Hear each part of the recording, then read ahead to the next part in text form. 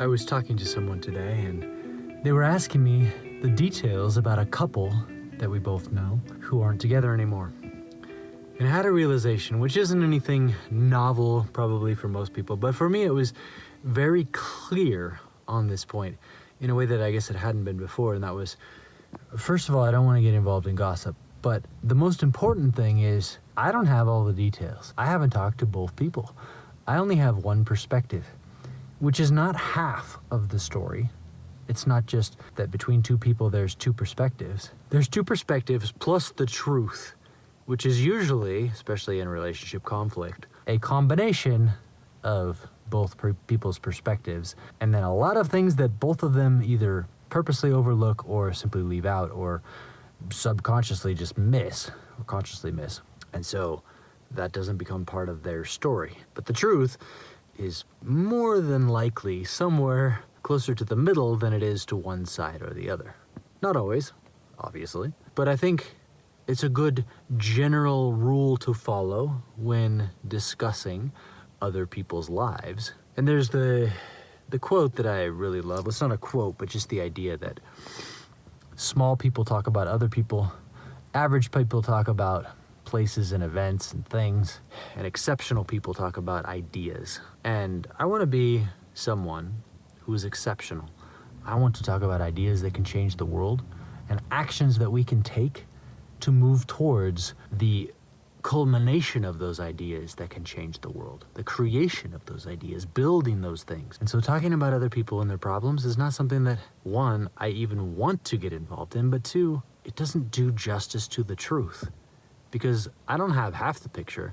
I don't even have a third of the real picture of what happened. So why would I waste my time telling other people 33% truth and 60% lie, especially when that 33% truth might not even be true?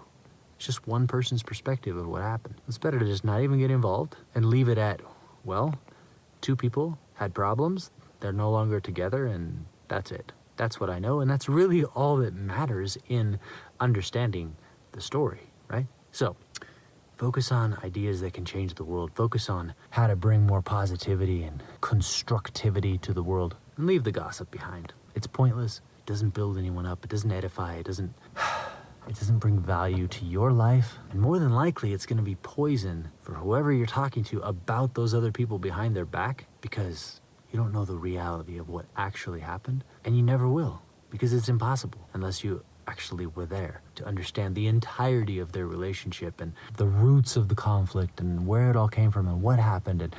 And none of us, even in our own relationships, often understand all of those things at that depth. How can we possibly understand what happened in other people's relationships if we're only getting just one side, one perspective of the whole story? It's better to think about other things. So that's what I want to do. And that's what I'm doing. So if you hear me gossiping ever, please call me out on it immediately. I'm not saying I'm perfect. I often talk about bureaucrats, for example, when I criticize them and I talk shit about bureaucrats because I don't like bureaucracy at all.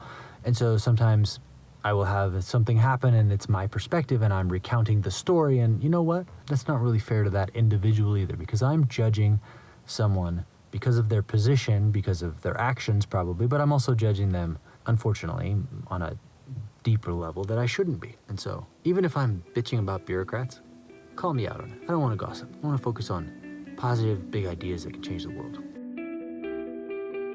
Like and subscribe.